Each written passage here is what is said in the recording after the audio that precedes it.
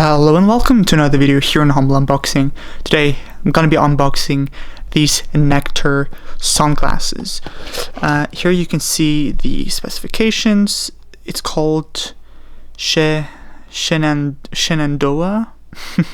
Polarized black frame, black lens, and this is the little box that they're coming in.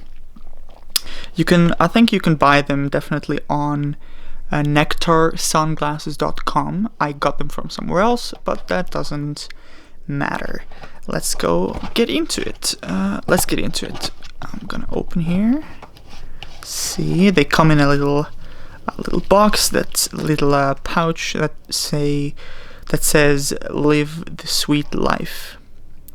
All right, let's try that. Let's open it up and let's try to live the sweet life. Oh, it comes in a little plastic here. Let's open it up and let's get this out of here. All right. Well, that was a little too close. It's a little sturdy in the beginning. This is what the glasses look like. It's just a very standard sunglasses. They're like nothing special.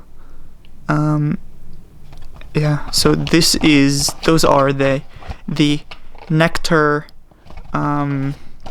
what's it called again? The Shenandoah.